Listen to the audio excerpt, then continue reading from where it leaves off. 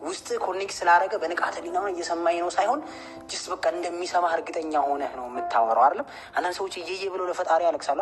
አሁን ማልቀስ እንኳን ማትችልበት አይነት ነገር እኮ ነው የሚሆነው ኮኔክሽን እየጠፋ ሲሄድ አይደለም። ለማልቀስ ራሱ ያን የድሮውን ዲፕ የሆነ ኮኔክሽን አታገኘውም። ሴንስ ሰጣላ ማወራው ራሴ ህይወት ላይ ማፕል ያደረገ ስለሆነ የሆነ ታይም ላይ ያን ኮኔክሽን አታገኘውም። ድሮ ተደግፈ ቤተክርስቲያን ኦር የሆነ ቦታ ሃይማኖት ቦታ ወይም ቤትም ሆነ ፈጣሪ ጥያቄዎችን ለማቅረብ የሚያስችል ኤነርጂ ያለ አይደለም የለም። እንዴት ነው የምንመልሰው? የፈጣሪን ቃል መስማት አይደለም፣ ራስን ማሳመን ዲዛይን ኮኔክሽን እንደሚያስፈልግና ኢምፖርታንት እንደሆነ አይደለም፣ በተግባርህ ትህትናን ቢውልድ ማድረግ፣ ግሬትፉል መሆን፣ አመስጋኝ መሆን አይደለም። ለጠዋትና ለማታ ቴንኪው ቀስ በቀስ በአንዴም አይደለም። ስፒሪቹዋልም ቢሆን ልክ እንደሌላው ነገር በአንዴ ግራ ቀኙን በኋላ ፊቱን አይደለም። በዛው ልክ አክሽን ሪያክሽን የሚባል ነገር አለ አይደለም። ሞር ዳይቭ በገባ ቁጥር ኢምፓክቱም ሀይ ነው የሚሆነው። ሰው በፕሮሰስ አለ አይደለም። በፕሮሰስ ነገሮችን እያወቀስ እያልክ ባይነኛ አሁንም ስህተት ከሰራው አም ሶሪ የኔን አመለካከት ነው እያወራ ያለሁት። ሰው ስፒሪቹዋሊቲን መመለስ አለብን ዊዝን 6 months።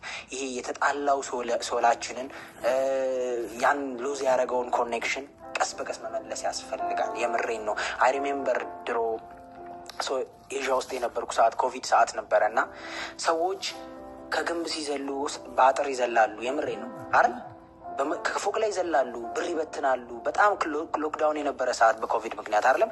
ሰዎች ከፎቅ ሲዘሉ በተለይ ኤዥያ ውስጥ ያለ ዲፕሬሽን እና ጭንቀት በጣም ነው የሚዘገንን። በቃ ምንም መውጣት በርህን ሊመክፈት አትችልም፣ በፖሊስ ነው የምትጠበቀው። እና ሰዎች ከፎቅ ይዘላሉ እና ምን ያህል መተንፈስ ቢያቅታቸው ነው፣ ምን ያህል የሚያለቅሱበት ቦታ ቢያጡ ነው አልኩኝ። ምክንያቱም አዛት ታይም እግዚአብሔር የተመሰገነ ይሁን አብሮኝም ሰው ስላለ ይህን ነገር ምስክር መሆን ይችላል።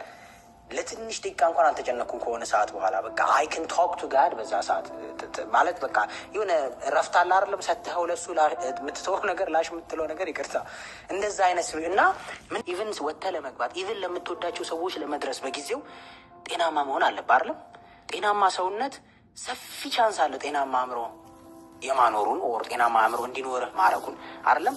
ቦዲ ፔን ሲሆን ሜንታል ጤነኛ ይሆናል ብዬ አላስብም አይደለም። ቦዲ ችግር ውስጥ ሲሆን ሰውነት ፊዚካሊ ችግር ውስጥ ምክንያቱም ይሄ ቪሄክላችን ነው አይደል? ልክ እንደ ማሽን ነው አይደለም? የምናስበውን ኮንሽስነሳችንን ተሸክሞ የሚሄደው ይሄ ነው አይደለም? ስጋህ ነው።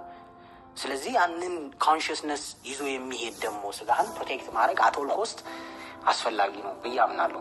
ምክንያቱም አማራሪም ሊያደርግህ ይችላል አይደለም?